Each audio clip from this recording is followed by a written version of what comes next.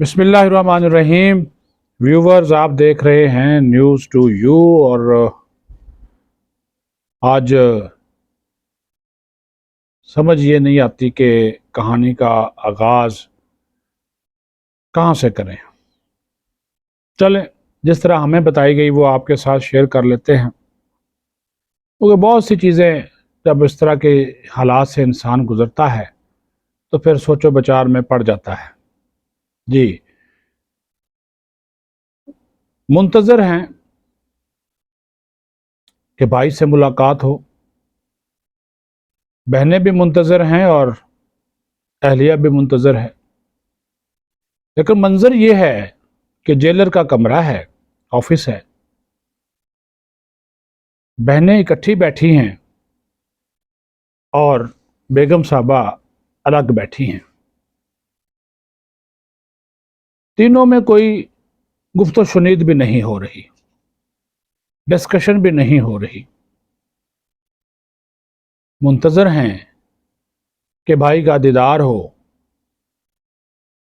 मुर्शद भी मुंतज़र है कि खामन का दीदार हो।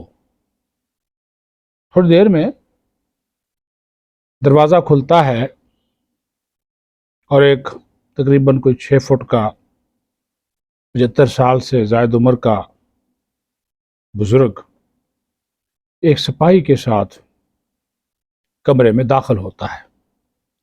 शेव बड़ी है, जिस्म कमज़ोर हो चुका, गालों पर हड्डियां जो हैं वो अब ज़्यादा नज़र आना शुरू हो गई हैं। बहनें उठती हैं, गले मिलती हैं और वहाँ पे फिर जज्बाती मनाजर शुरू होते हैं। काफ़ी देर आंसुओं की लड़ी लगी रहती है।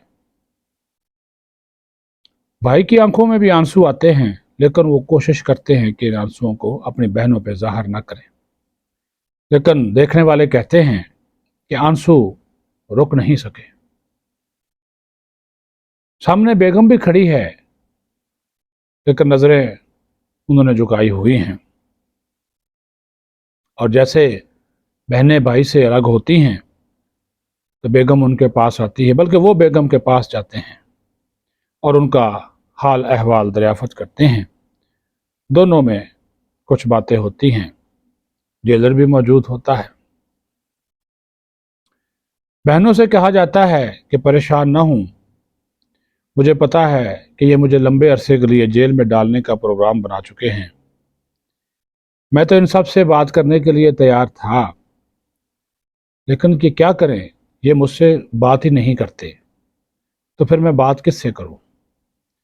मैंने अपने वकला के ज़रिए भी मैसेजेस भिजवाए, मैंने मुर्शद के ज़रिए भी मैसेजेस भिजवाए कि आए मुझसे बात तो करें।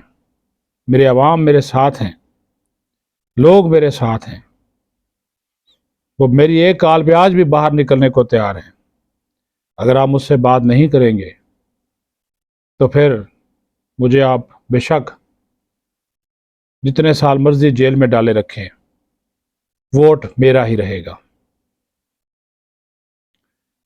बहनें कहती हैं कि हम भी कोशिश कर रहे हैं, हमें भी पता है कि आपके ऊपर झूठे केसेस बनाए गए हैं, हमें भी पता है कि आपसे इंतकाम लिया जा रहा है, हमें भी पता है कि ये हुकूमत जो है वो कमज़ोर है और आपका और ताल्लुक़ और वास्ता और आपका केस किसी और जगह से डील हो रहा है। ये हमें सारे ताने बाने जो हैं वो मालूम हैं, लेकिन हम करें तो करें क्या। हम आपकी रिहाई के लिए कोशां हैं, ज़मानत की दरख्वास्त भी देते हैं, जंग लड़ रहे हैं। 40-50 मिनट की यह मुलाकात होती है। अचानक एक सिपाही को इशारा होता है। वो आकर कहते हैं कि साहिब, मुलाकात का वक्त ख़त्म हो गया। साहब कहते हैं कि तो सिर्फ 2-3 मिनट और दे दें, लेकिन सिपाही को हुक्म देता है, मिलता है। वो आगे से कहता है कि नहीं सर, माजरत चाहता हूँ। उन्होंने कहा कि मैंने अपनी बीवी से तो अभी बात ही नहीं की। तो उन्होंने कहा इसमें हमारा तो कसूर नहीं। 2 मिनट मांगते रहे, लेकिन सिपाही ने कहा कि सर, आपको बैरक में, आपको अपनी जेल वाले रूम में वापस जाना है। चले गए। یہ سلسلہ ہر منگل کو ہوتا ہے۔ کہانی اس وجہ سے سنائی کہ خود کو مضبوط ثابت کرنے کی وہ اب بھی کوشش کر رہے ہیں، لیکن کپتان شاید زندگی کے اس آخری حصے میں وہ اپنا سٹیمنا برقرار رکھنے میں کامیاب نہیں ہو سکے۔